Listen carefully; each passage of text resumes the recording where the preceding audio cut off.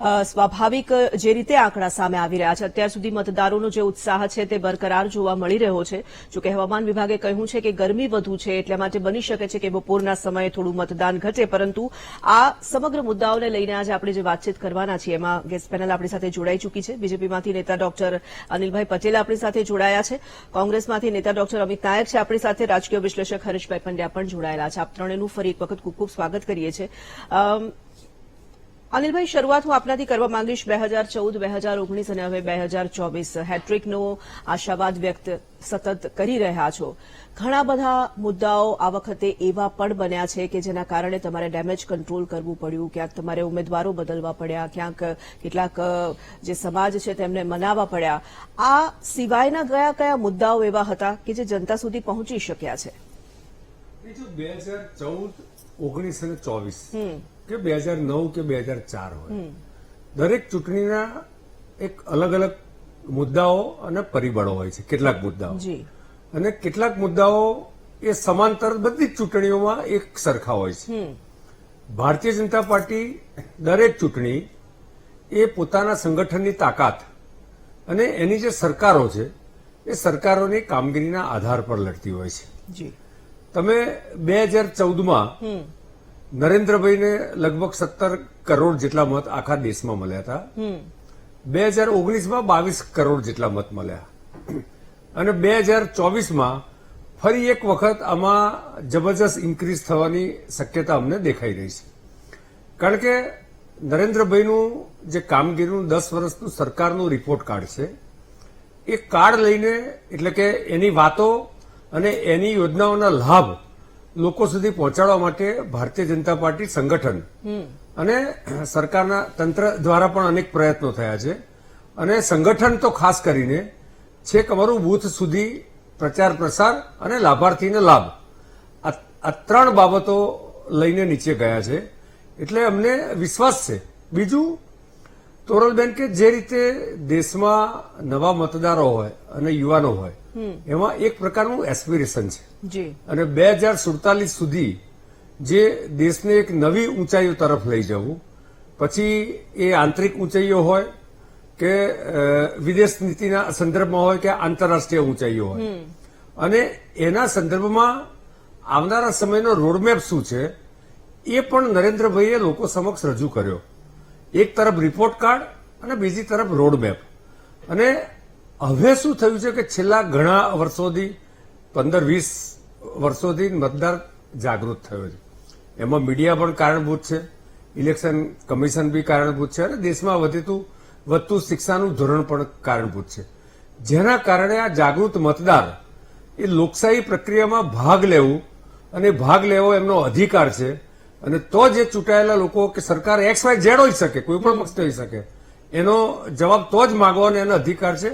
આ પ્રકારનું પરસેપ્શન બનતું જાય છે અને એટલા જ માટે ક્રમશઃ આપણી લોકશાહી મજબૂત ને મજબૂત થતી જાય છે.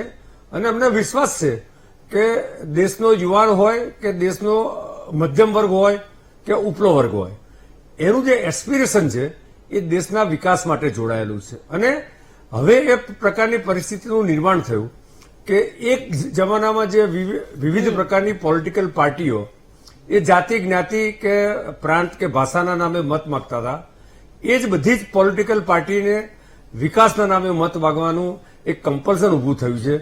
એ દેશની રાજનીતિમાં એક મોટો બદલાવ છે.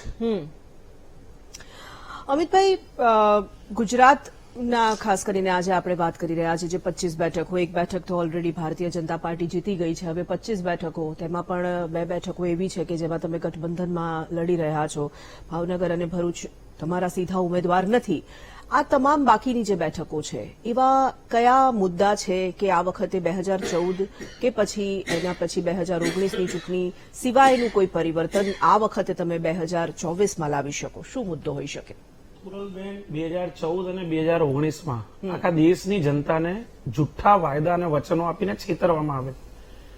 આ દેશના દરેક મતદારે 2024ની ચૂંટણી પહેલા અનુભવ્યું. દરેક વર્ગ એટલે હું માનું છું કે 18 વર્ષથી ઉપરના તમામ વર્ગ, હું હમણાં બાયફર્ગેશન કરીશ, યુવાન હોય, જે સ્ટુડન્ટ હોય, મહિલાઓ હોય, વૃદ્ધો હોય, નોકરિયાત વર્ગ હોય, હું તમામનું અલગ અલગ તબક્કાવાર આપને જણાવું. જી. વૃદ્ધો આ સરકારને કેમ મત આપશે? છેલ્લા 10 વર્ષમાં જે રીતનું મોદી સરકારનું શાસન આવ્યું, વૃદ્ધોની જે બિચારાઓની થાપણ હોય એ થાપણના વ્યાજદર ઘટાડવામાં આવ્યું. ઓલ્ડ પેન્શન સ્કીમ મોદી રાજમાં ખતમ કરવામાં આવી. જે મહિલાઓને 2014માં છેતરવામાં આવી કે તમારો ભાઈ બેઠો છે, અચ્છે દિન આને વાલે, अब मोदी जी को लाने वाला है. જે રાંધણ ગેસનો બાટલો કોંગ્રેસના શાસનમાં 400 રૂપિયાનો મળતો હતો, આજે એનો 1100 રૂપિયા ભાવ છે. પેટ્રોલ ડીઝલના ભાવ જે કોંગ્રેસના શાસનમાં આખું દેશ જાણે છે, દેશના જે નોકરિયાત વર્ગ છે, મધ્ય વર્ગના લોકો જાણે છે કે જે લોકોએ પેટ્રોલ ડીઝલના ભાવ કોંગ્રેસના શાસનમાં 55 ને 50 રૂપિયા લીટર હતા, એનાથી બી ઘટાડવાનું કીધું તો એની બદલે 3 ગણા ભાવ વધાર્યા છે. જે બેરોજગાર યુવાનો દેશમાં ફરી રહ્યા છે. આજે 73 વર્ષનો એક ડોસો એમ કહી રહ્યો છે કે મને મત આપો કારણ કે બીજા 5 વર્ષ મને આપો, હું દેશની સુવિધાઓ, જે તમારા માટેની સુવિધા છે, આ દેશ માટેનું મારે કામ કરવું છે. 73 વર્ષનો એક વ્યક્તિ, હું એને ડોસો એટલા માટે કહું છું, ગ્રામ્ય ભાષામાં આપણે ડોસા તરીકે કહીએ, એ પોતાના માટે 5 વર્ષ માંગે છે. અને આપણા અગ્નિવીર- પ્રધાનમંત્રી માટે જયારે આપણે વાત અત્યારે કરતા પ્રધાનમંત્રી હોઈએ, નથી તોરલબેન, આ પ્રોટોકોલમાં બોલું છું. અત્યારે પ્રધાનમંત્રી એટલે પ્રધાનમંત્રી ન હોય એટલે તમે કોઈ પણ ભાષાનો ઉપયોગ કરશો એ તો ડિબેટ ના હોય તો નહીં, 73 વર્ષના વ્યક્તિ, જો આ હોય તો મારે ડિબેટ નથી કરવી. અરે ઘડા માણસના ડોસા જ કે ગામડિયા ભાષામાં અનિલભાઈ. કરવા દો વિધિ. આપણે અમિતભાઈ, ઉત્તર ગુજરાતના અમિતભાઈ, ઉત્તર ગુજરાતના આ વ્યક્તિઓ ભાષાનો ઉપયોગ તમે ન કરો. બિનસંસદીય ભાષાનો ઉપયોગ ન કરવો જોઈએ.